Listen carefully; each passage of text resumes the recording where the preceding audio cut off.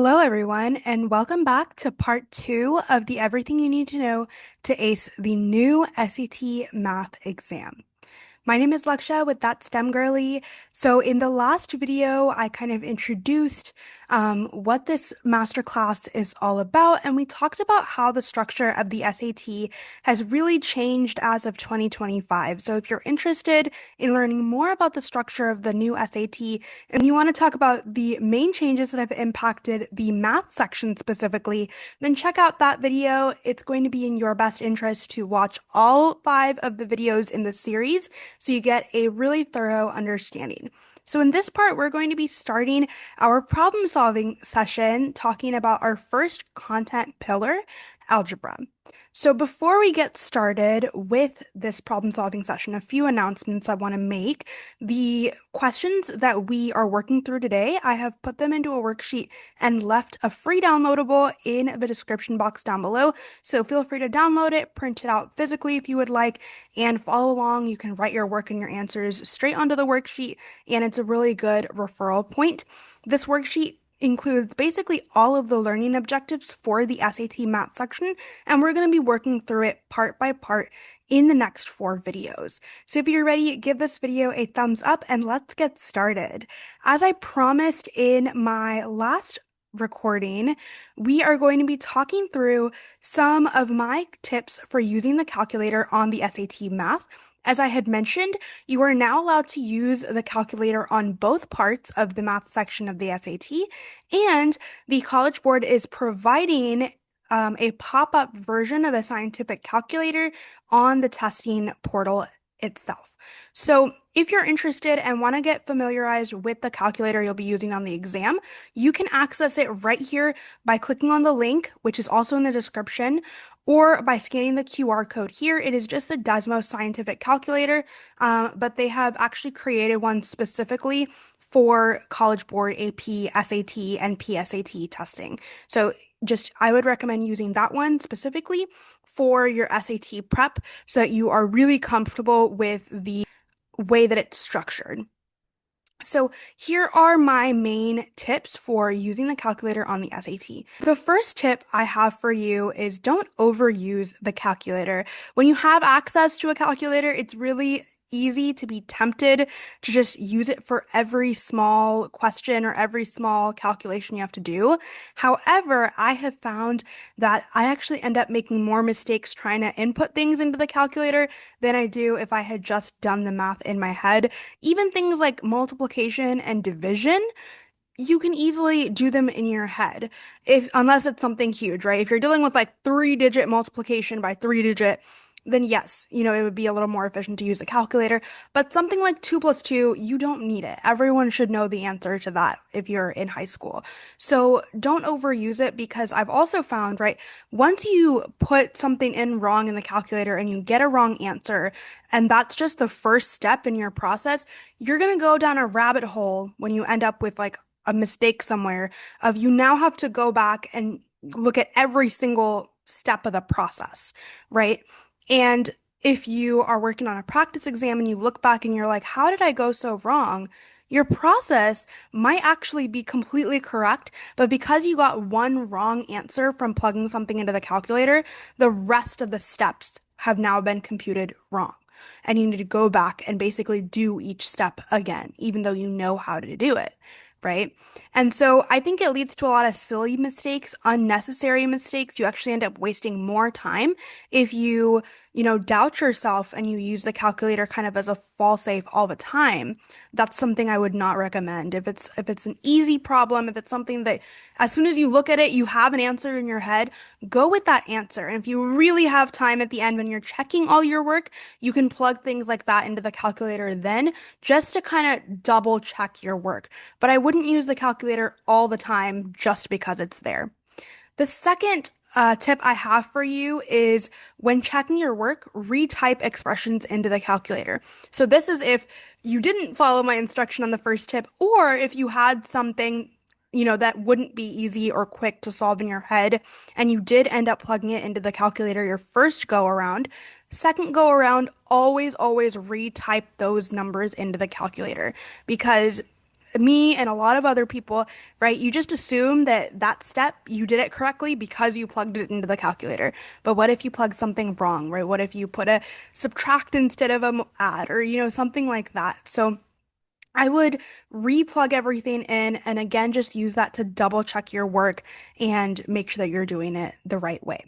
And the third tip I have for you is to use the full functionality of the calculator to check your logic. So this is why it's so important to take some time and explore the calculator that you're going to take with you into the test. Like I mentioned earlier, you are allowed to bring your own calculator as long as it meets the requirements of the College Board if you would like to. It's just that if you don't want to bring your calculator or you don't have a calculator, you no longer have to buy one or get a physical calculator. You can just use the one provided in the portal. But whichever calculator you decide to go with, I would spend time before the exam during your preparation really learning all of the different functionality. For example, in this particular Desmos scientific graphing calculator, it is graphing. So something like solving a quadratic equation, there are a couple of different ways to approach that, right? You could use the quadratic equation. You could solve it using factoring. However, a really easy way to double check your work is to just put the equation of the quadratic in this graphing calculator and see the points at which the graph intersects the x-axis. And that just double checks your algebraic work. That is an example of how you can use the calculator, and understanding the calculator as a whole is really important and will help you avoid making mistakes as opposed to causing more of your mistakes, which is a really common trap that students often fall into. So now let's go ahead and head into our problem solving session as promised. So this first part of the problem solving session is covering the first content pillar, algebra. So for this portion, I'm going to go ahead and turn my camera off because you don't need to see my face. You don't need to be distracted by my face. So let's go ahead and jump right in. So this first problem is asking you to solve this algebraic equation for x. To solve this for x, there are a couple of different methods you can use. So let's write out what those potential methods are. So the first method that you could use is your regular solving linear equations method. Or rather, you can jump right into solving it the way that you would solve all linear equations, right? Which is just isolating the x.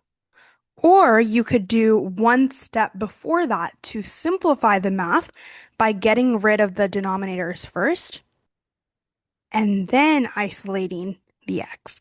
And the only difference here between these two methods, the only difference between these two methods is that the extra step that you do in step 2 helps the math involved in isolating the x become easier because you no longer have to find a common denominator. So let's do this.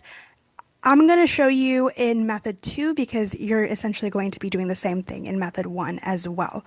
So to do this in method 2, we're going to start by getting rid of the denominators. To do this, we got to find multiples of 2, 3, and 5. So common multiples of 2, 3, and 5. Specifically, we're going to be finding what's called the least common multiple, right? The least common multiple. And it's exactly what it sounds like. So thinking about the multiples that 2, 3, and 5 have in common, the first one I can think of is 30, right? 2 times 15 is 30. 3 times 10 is 30. And 5 times 6 is 30. So because of that, 30 is the least common multiple of 2, 3, and 5. All right, so how are we going to use this information to get rid of the denominators? So to get rid of the denominators, we're going to multiply the whole thing by the least common multiple. So we're going to take this whole entire expression and multiply it by 30. And when we do that, we're going to distribute the 30 to each of the terms in the expression. So when we do that, 30 times 1/2 x is 15x. So this would get you 15x. 30 times 1/3 is 10, and 30 times 1/5 is 6, right? So you end up with this, and now we can go about doing this next part, which is isolating the x. So to isolate the x, we want to get the x by itself. We're going to start by subtracting 10 on both sides. You're going to end up with 15x equals -4, and then divide both sides by that 15, and you're going to get that x is -4/15.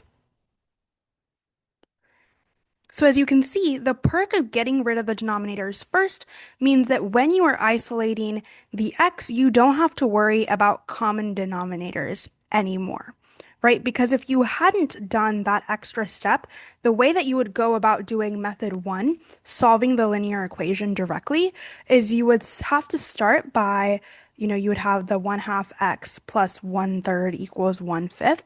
And in order to subtract both sides by 1/3, you would have to start by doing 1/5 minus 1/3. These two need a common denominator. That would be 15. So you would have 3/15 minus 5/15. That's -2/15, right? And you would have to spend time to find the common denominator for each of the computational steps. So by getting rid of the denominator first, you have eliminated the extra steps involved in finding common denominators each time. So, all right, let's go to the next question here. We have that 2x minus 3 equals 3. And we want to know what 8x is. So this is a two-step problem. The first step is to solve for x. So here, let's write our steps down, our strategy down. That's how I always approach problems, is I try to break it down into the smallest steps possible that are super doable. That way it's less overwhelming and we can easily create a plan in our head every time we look at a new problem. So we're going to do the same thing here. The first step that I would think of is, well, in order to find what 8x is, I need to know what x is. So the first step would be to solve for x, right? And then our next step will be to plug that in. So plug the value of x into this expression that we're given, 8x, right? So let's do it. So step one, we are going to solve for x. So we're going to have our expression here, 2x minus 3 equals 3. How are we going to solve for x? Take some time. You can pause this video to think about it and unpause it when you're ready to check your work. All right, so hopefully you've taken some time. So the first thing I would do is I would get this 2x term by itself by adding 3 on both sides. This cancels the minus 3, and you get 2x equals 6. Now you want to get x by itself, so we're going to divide both sides by 2 to get that x equals 3. But remember, this isn't our answer. We have just completed the first step, which is solving for x. Now we're going to do step 2, which is plugging the value of x that we've just found into the expression 8x. So because we know that x is 3, we will compute 8 times 3, which is 24. This is one of those examples where 8 times 3 is something, it's a pretty simple multiplication fact that most people should know. So this is something that you would not need to plug into the calculator. And plugging it into the calculator is more likely to take up your time and make unnecessary mistakes than if you had just known what 8 times 3 is in your head. So if remembering the basic concepts or math facts that you learned back when you were in elementary or middle school is something that is a big challenge for you, that is going to be a large part of what is tested on the SAT math. And so if that is something specifically that you're struggling with, I would make that your top priority to memorize math facts and multiplication facts and all of those things, because it's going to make your life a lot easier when you don't have to rely on the calculator for simple math stuff like that.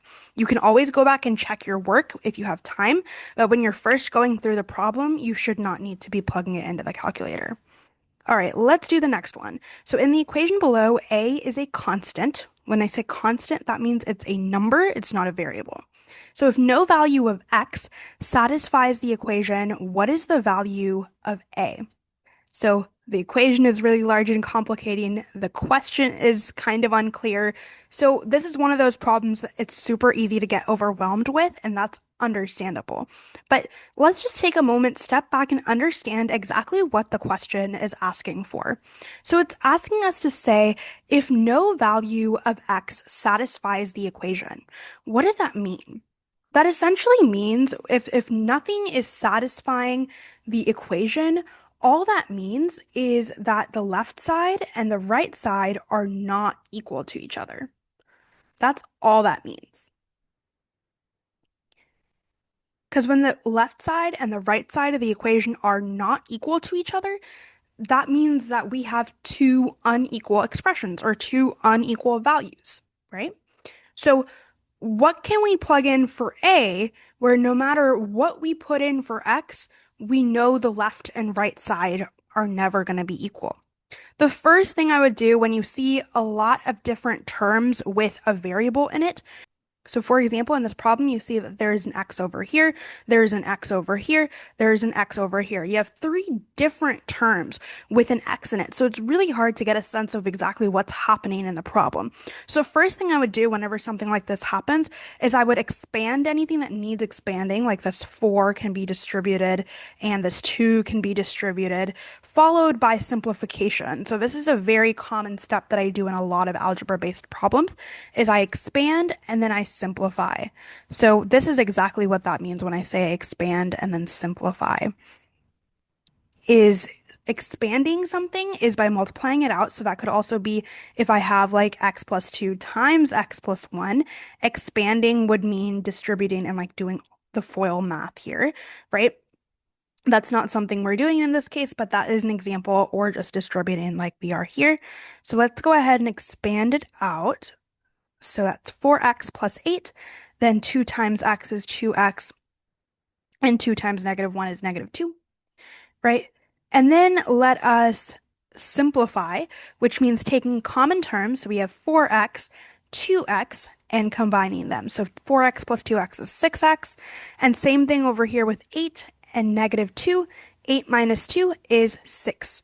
So we have combined those. So we've simplified it right here.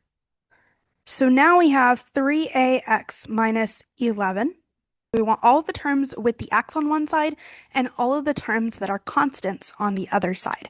So what I'm going to do is I'm going to pull my 6x over to the left side and the -11 over to the right side. So I'm going to subtract both sides by 6x and I'm going to add both sides by 11. And this just basically, it switches the position of those two terms. So we now have 3ax minus 6x equals, so 6 plus 11, which is 17. Yeah. If we factor out an x, we end up with 3a minus 6 equals 17. Okay. So we want a value of x where there is no way that the left side could equal the right side. What is a way that the left side can never, ever, ever equal the right side, no matter what you plug in for x? 0, right? Because if this is essentially the coefficient, right? This is the coefficient of x. So if this coefficient is 0, no matter what x is, the left-hand side will always be 0, right? Whether you plug in -100, 10,000, 53, or any other number, right? The left-hand side is always going to be 0 as long as this coefficient, as long as the coefficient of x is 0, right? And if the left side is always 0, it cannot be equal to 17, right? So this is a little bit tricky because this is a conclusion that when I explain it, you understand that's true, but that might not be something that pops in your head immediately when you look at this problem. So this is just one of those things that you do need to remember is a thing and could be asked about. So when you see a problem like this, you don't freak out and you do understand like that's the approach, that's the logic behind a question like that, right? So now the question becomes, how can we make the coefficient of x 0? Well, by setting the coefficient, which is 3a minus 6, equal to 0, and solving for a to find a value of a that would make the coefficient equal to 0. So to do that, we're going to add both sides by 6 first. That would make it 3a equals 6. And then divide both sides by 3 to get that a equals 2. So this is actually the number that would be your answer. So a is equal to 2. In the equation below, a is a constant. If there are infinitely many solutions, what is the value of a? So this is a very similar problem, but instead of no solutions, it's asking about infinitely many solutions. What does that mean? So again, you have to think about it conceptually. If there are infinitely many solutions, that means no matter what the value of x is, the left side is always going to be equal to the right side. So that's what that means. Infinitely many solutions means that the left side is always equal to the right side. So how do we make sure that no matter what value you plug in for x, the left side is always equal to the right side? Well, when every number other than x is the exact same. So when the expression on the left side is the exact same as the expression on the right side, right? So when they say infinitely many solutions, that means that quite literally it is the same expression on the left and the right side. So we're looking for something that is literally like this. It should look the exact same on the left and the right side. Yes? Okay. So first of all, how are we going to get there? Because we have parentheses, we have things. So we're going to use the same strategy that we did earlier. So we're going to start by expanding and then simplifying. So let's start there. We're going to use the same strategy as before, expanding first and then simplifying. However, in this case, there isn't really much to expand, so you could argue that you could expand this x, distribute the x. However, notice that this a plus 1 is the coefficient of x, right? It's the coefficient of x. So when our goal with expanding and simplifying is to get all the common terms together, and this has already done that, right? It already has the two terms of x put together. So this is an example of something that you would not need to expand because it's already, the expand and simplify part has already been done for us. There is something that we could simplify on the left side. You have a 3 and a -5, so that can simplify down to -2. And then you have everything else as it is. Now, you should already be able to see the pattern here, right? So this -2 and this -2 are the exact same, is that the coefficients of x need to equal each other. So 10 and a plus 1 have to be equivalent. So what value of a makes these two equivalent? Subtract 1 on both sides. That would make it 9. So the answer is that a needs to be 9 in order for there to be infinitely many solutions. All right, now we are on to some word problems. A line segment that has a length of 135 centimeters is divided into 3 parts. One part is 36 centimeters long. The other two parts have lengths that are equal to each other. What is the length in centimeters of one of the two parts that are of equal length? So anytime I have a word problem like this, my first instinct is always to draw it out. So it tells you that there is a line segment. This is not a perfect line, but whatever. So its total length is 135 centimeters. So you know that the whole thing is 135 centimeters. Yeah? Okay. One part, so it's split into two parts, right? So one part, or 3 parts, sorry. One part is 36 centimeters long, and the other 2 parts are equivalent to each other, but we don't know what they are. So we're going to call that number x. We're going to give it a variable, and we're going to call it x. So we want to find what x is, right? We want to find what x is in this case. Yeah? And both of these segments are x, because they are the same, right? They both have the same length, but we don't know what that length is. So now that we have a drawing of the situation, it's pretty easy to see how this can fit into an algebraic expression, right? So we know that the total length is 135 centimeters.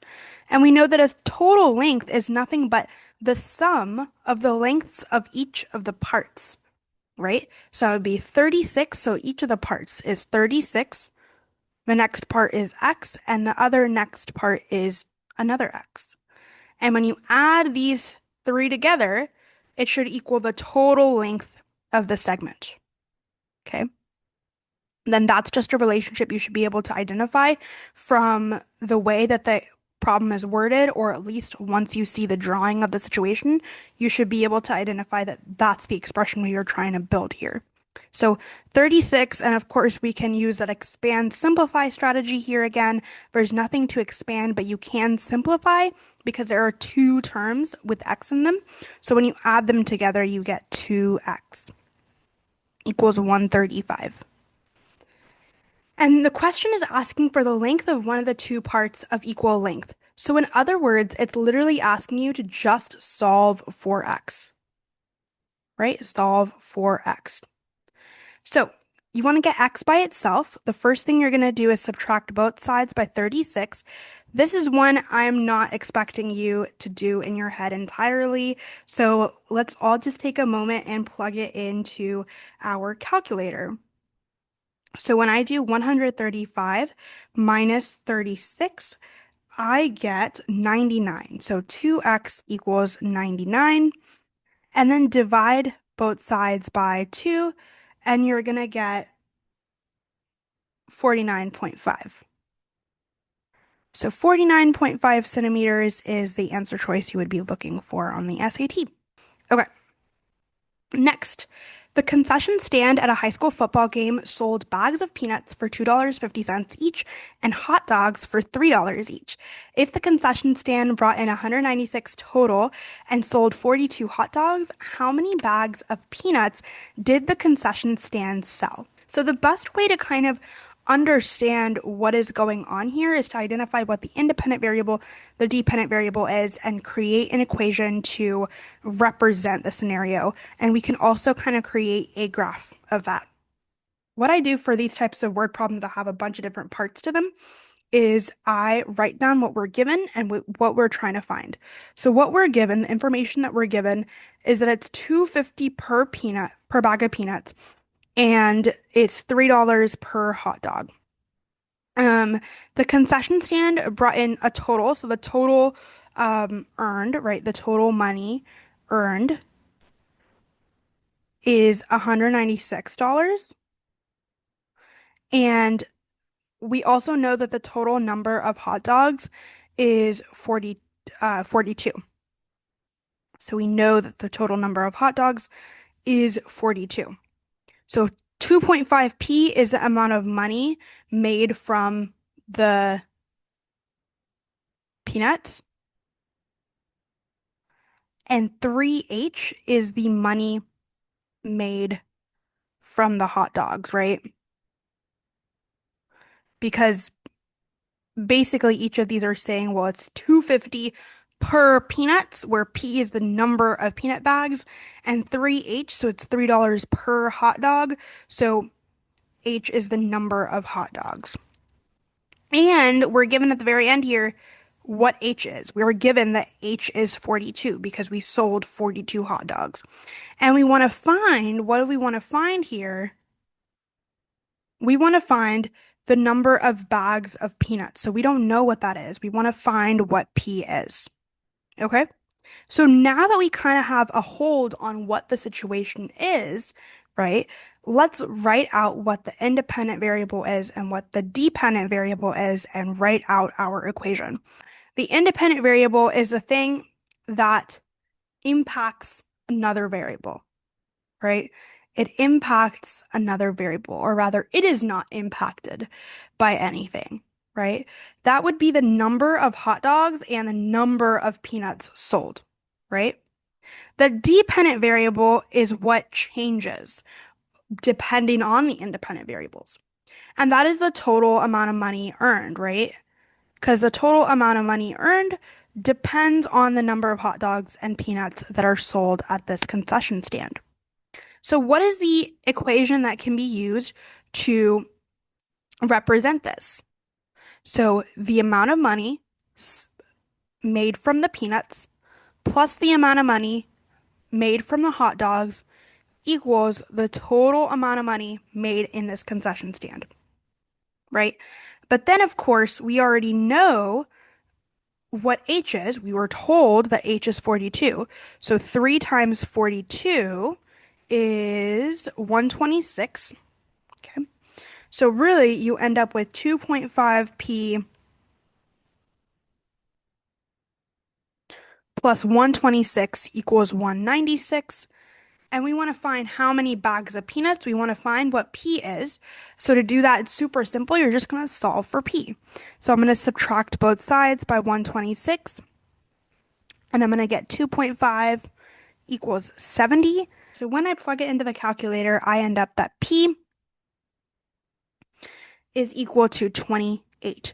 So there were 28 bags of peanuts that were sold. So the graph here, what's going to go on the x-axis and the y-axis? So on the x-axis, you're going to have the main independent variable that you're looking for, right? So in this case, that is P, the number of peanut bags. And here, this is the money, right? So you have the y-intercept is 126. So this is where you start. This is 126. And then there's a slope of basically 2.5, right? So there's a rise of 2.5 every time you run one, right? Obviously, this isn't really to scale, so it would look something like this. So you would have a linear representation of this.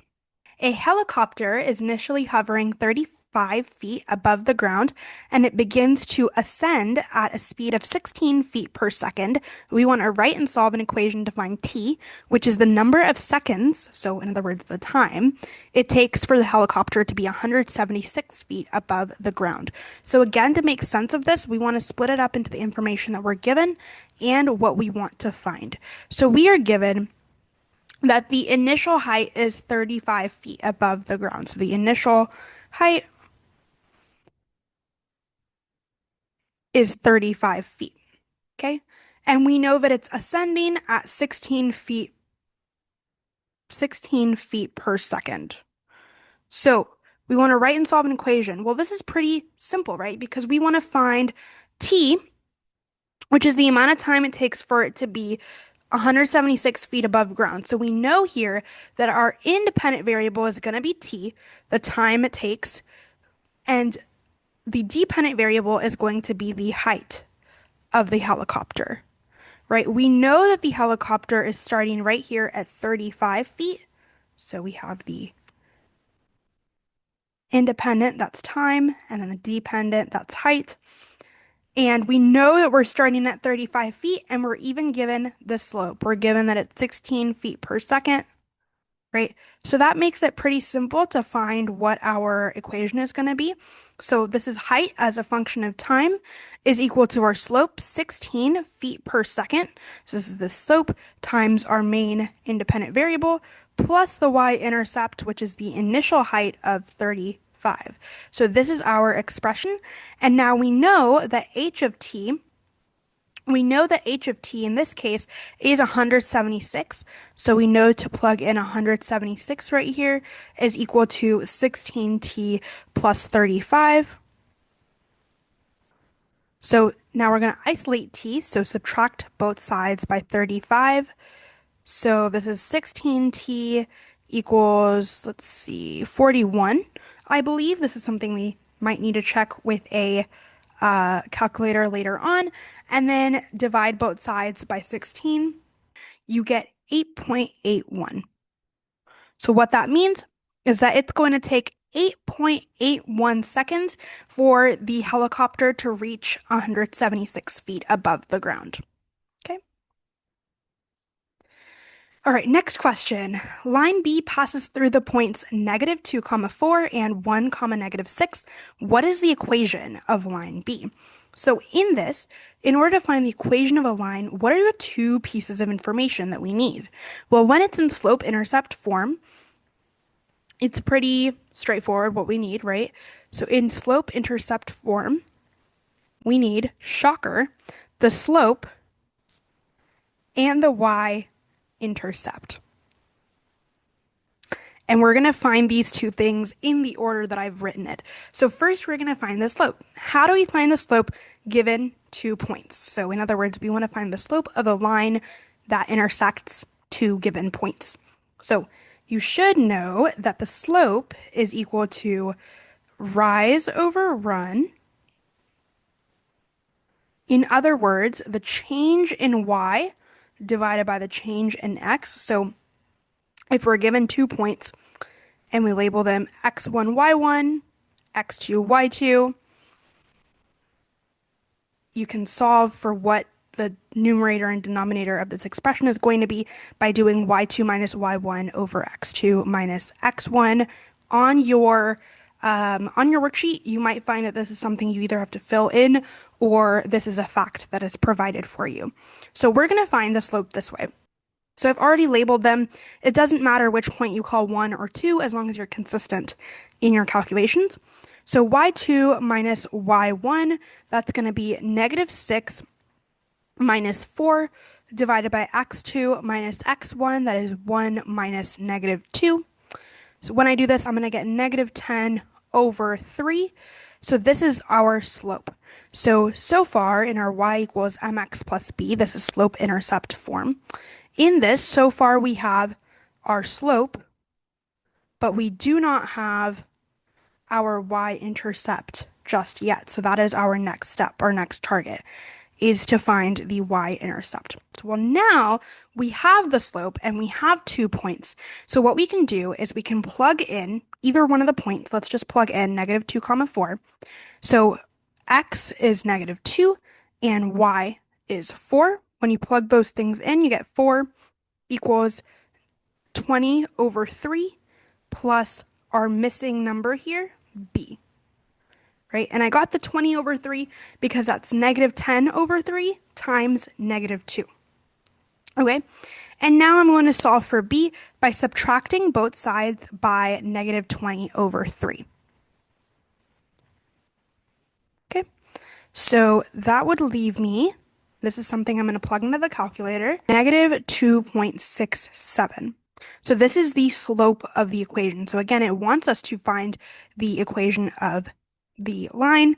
So that'll end up being y equals negative 10 thirds x minus 8 thirds, essentially. And this is going to be the equation of the line. So again, our first step was to find the slope using this right here, and our second step was to find the y-intercept. Okay. Next problem. So lines P and Q are graphed in the xy plane. Line P is represented by the equation y equals negative 2x minus 5. And if line Q is parallel to line P and passes through the point 0, 4, what is the equation of line P? So in this case, we already have the equation of one of the lines. So we have that line P is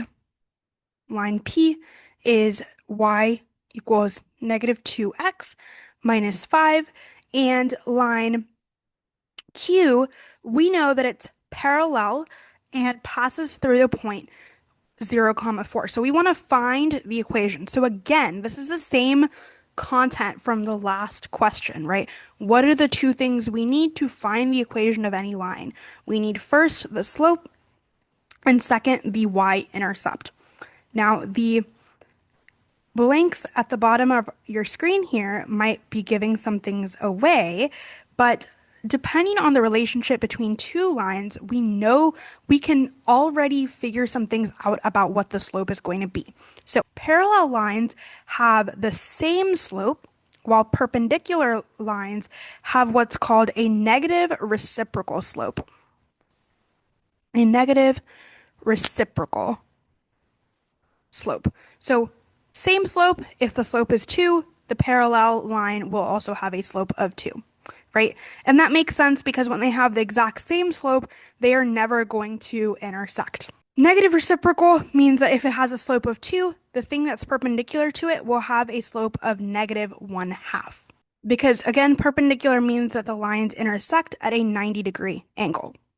Okay, so in this case, we're given that P and Q are parallel. So that means that they have the same slope.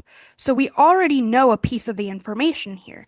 We already know that the first term is going to be negative 2x something.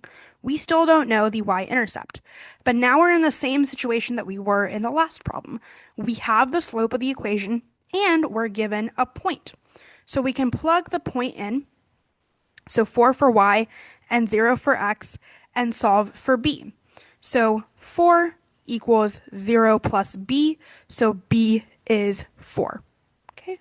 So in total, the equation of line Q is y equals negative 2x plus 4.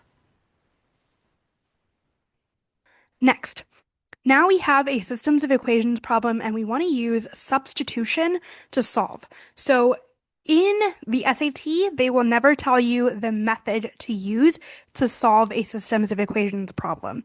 However, this exercise is meant for you to get an understanding of when the best time is to use the substitution method versus the elimination method. So we're going to do one example of each so that you get the idea of what the best method is depending on the situation. So in this case, we want to use the substitution method. So the first step of the substitution method is isolating one variable. So for the substitution method, you want to start by isolating one of the variables in one of the equations only. Then you're going to plug in the expression into the other equation.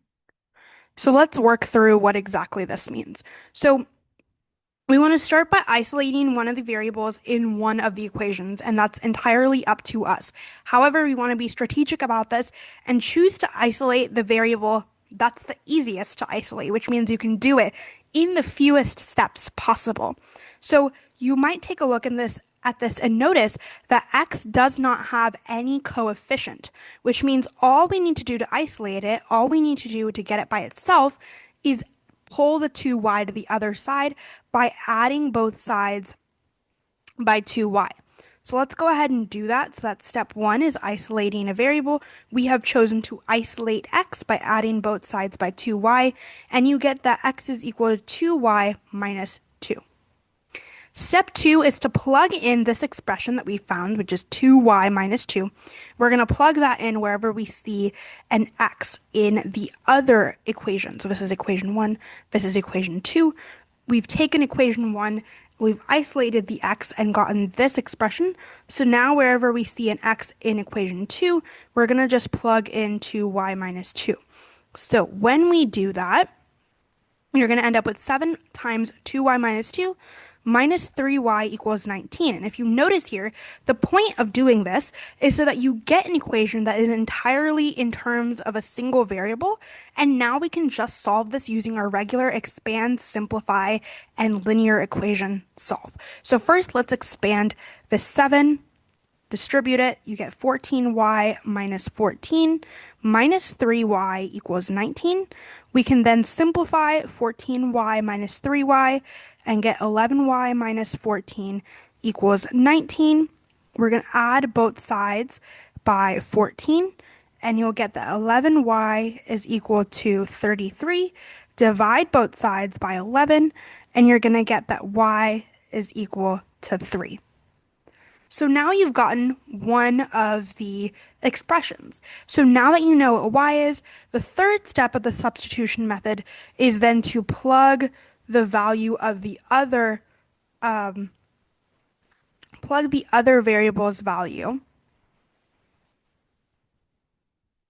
to find the isolated variable's value. So in this case, we have x equals 2y minus 2.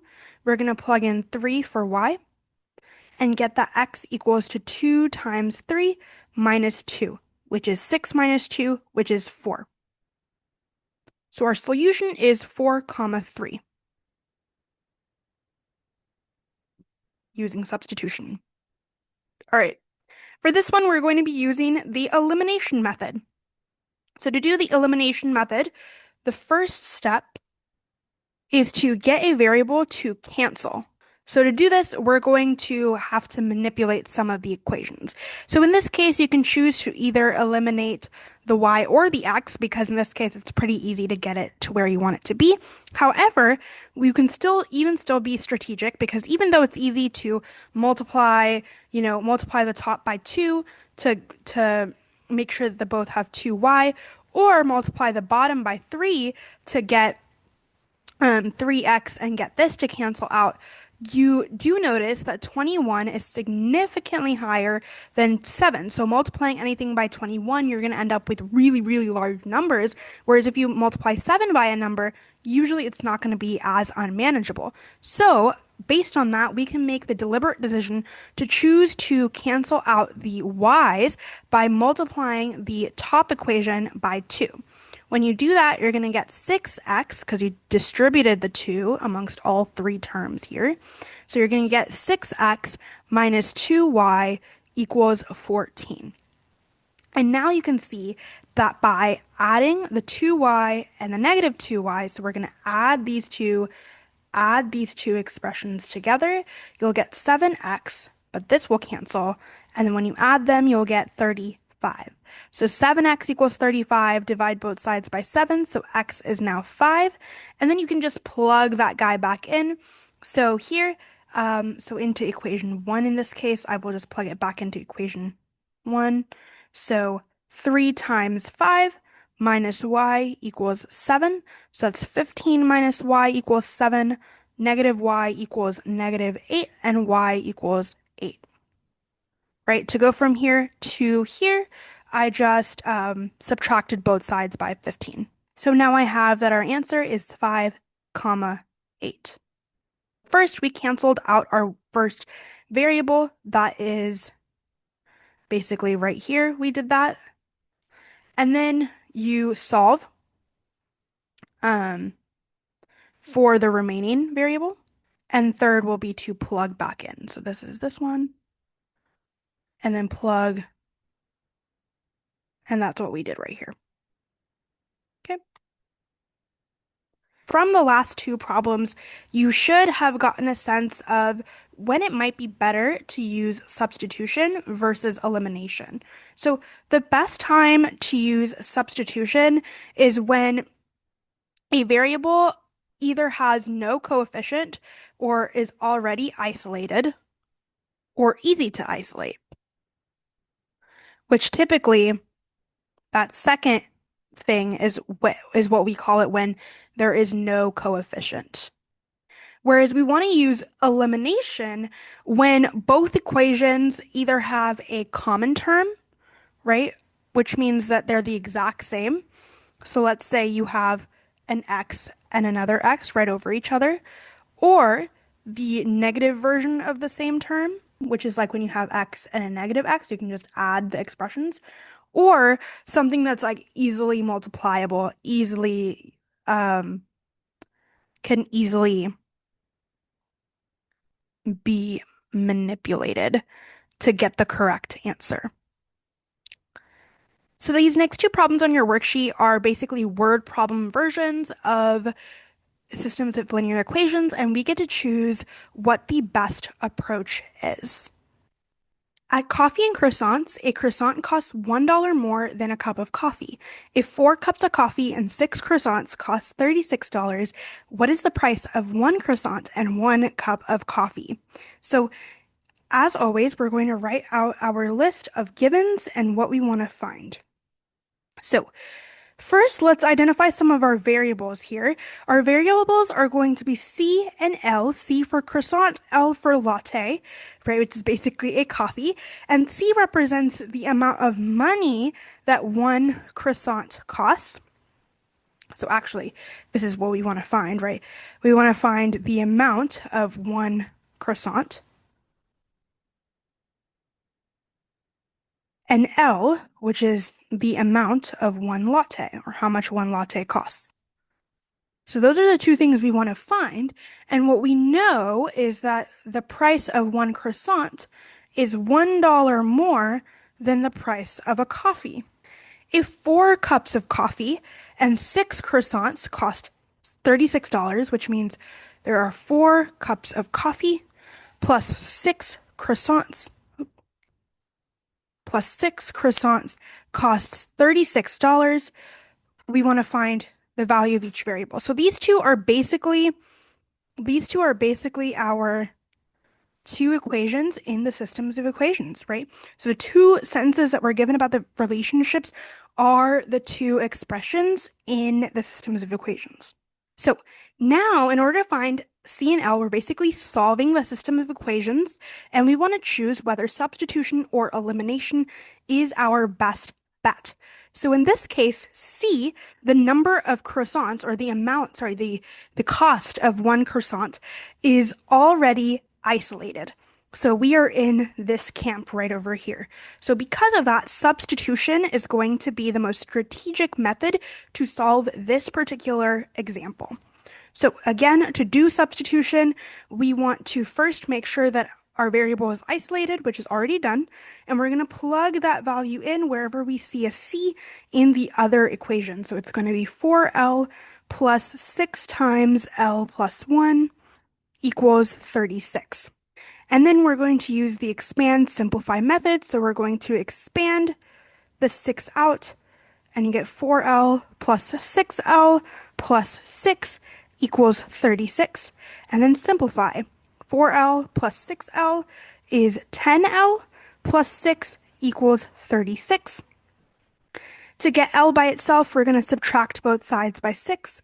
So 10L equals 30. And then divide both sides by 10. So L is 3. That means that each coffee costs $3. Now that we know what L is, we're going to plug that back into our first expression. So C equals L plus 1, so C equals 3 plus 1. So each croissant costs $4. So that is our answer in this particular case. On to the next problem. So in this particular example, let's go ahead and take a minute to identify whether substitution or elimination is the best bet here. So again, a group of 41 people are going to a concert in 7 vehicles. Some of the vehicles can hold 7 people and the rest can hold only 5 people each.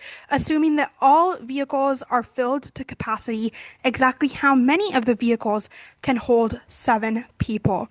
So we know basically what we want to find, right, is the number of vehicles that can hold 7 people. So this is the number of vehicles holding 7 people. And F is going to be the number of vehicles holding 5 people. Okay. So we know that what we're given, right, is that S means that it can hold 7 people. So we know that the cars that can hold 7 people hold 7 people, and the cars that can hold 5 people hold 5 people.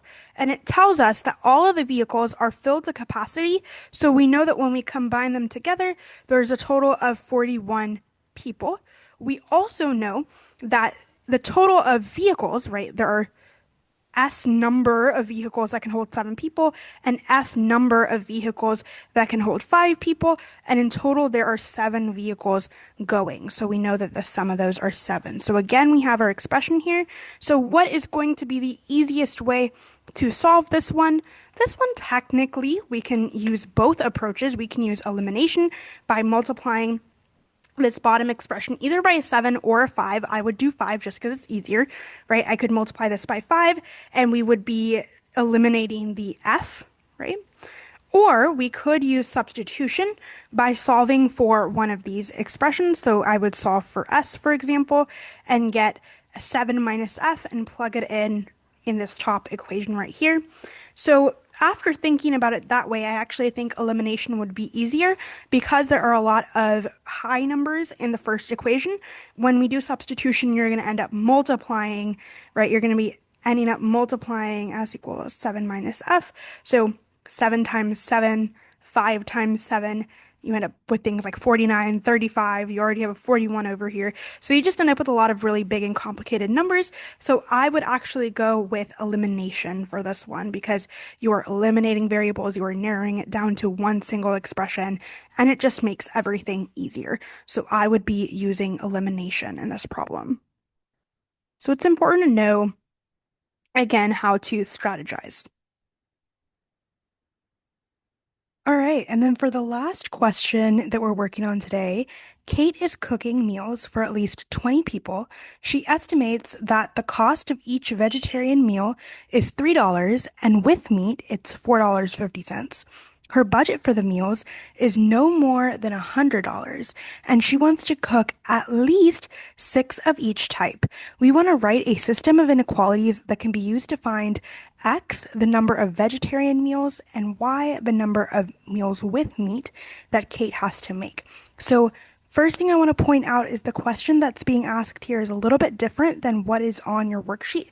So go ahead and take a minute to change it out. So we are only asking to write out the systems of equations. We are no longer asking to solve for X and Y. So all we're trying to do is write out the system of inequalities. All right, then let's go ahead and take a minute to understand all of the key words that explain to us what each of our inequality relationships are. So first, the term at least. She's trying to cook meals for at least 20 people. What that means is she's totally fine if more than 20 people show up, but she wants at least enough for 20 people, if not for more than that, right? So how can we write that out as an inequality? Well, she wants to cook meals, so the number of meals total is going to be the number of vegetarian meals, X, plus the number of meals with meat, Y. So X plus Y, which represents the total number of meals, has to be greater than or equal to 20, right? Greater than or equal to 20 because she wants to make at least 20. And again, this is the total number of meals. Next, let's look at the next sentence here. So she estimates that the cost of each vegetarian meal is $3 and each meal with meat is $4. So the amount of money from the vegetarian meals is 3x. The amount of money from the meat meals is 4.5y. And that is going to be no more than 100. So here we see another one of those key words, no more than 100. That means she is not okay with going over 100, but she is okay for being less than 100, right? So in this case, the inequality we want to use is less than or equal 100, right? Because this is the amount of money spent on vegetarian meals. And then this is the amount of money spent on meals with meat. And it has to be no more than this budgeted amount, right? All right. The last piece of information that they give us is she wants to cook at least six of each type. So at least six vegetarian meals and then at least six meals with meat. So this will give us our last two expressions. So we want the number of vegetarian meals to be greater than or equal to 6, and we want the number of meat meals to be also greater than or equal to 6. All right, so this is going to be our system of inequalities, and the way that you would go about solving this, which you would not be expected to find numerical answers for a question like this on the SAT, so let me make that very clear. However, one thing that could be asked is to identify in a multiple choice situation, what is the system of inequalities? You could also be asked, what is a graphical representation of this? So the graphical representation would essentially just be the plotted graphs of each of these. So that would be for the first equation here, x plus y, we would want to get the y by itself. So you kind of have some semblance of the slope-intercept form. And that would be y is greater than or equal to negative x plus 20, and you would graph that out, right? So you would have a plot, you would graph out, well, here's 20, and we have a negative slope here. On the other hand, for the second equation, if you get y by itself, you will end up at, let's see here, so negative 3x plus 100 divided by 4.5 essentially. So again, it would start at around like 25, let's just say, and then it would have a negative slope, right? And then obviously this is just very rough sketches, so they will intersect at some point. And then you have these last two expressions here, which are that they need to be greater than 6, which will basically just provide a semblance. So if this is 6 here and this is 6 here, it needs to be stuff up and to the right of this.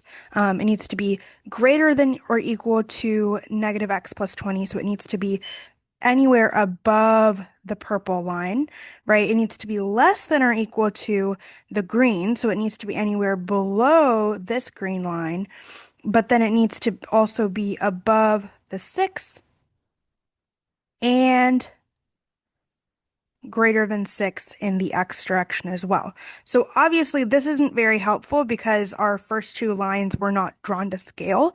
But if they were, the area where all of these shaded regions intersect would be the region which suits the solution, right? Would contain the range of values that would suit all of the conditions stated in the system of inequalities. Alrighty, everyone, and that is all I have for you today for the algebra portion of the math SAT. So I will see you back here for the next video that is going to go over the advanced math content pillar covered on the SAT math section. So I'll see you back there very, very soon, and I will talk to you guys later. Bye, guys.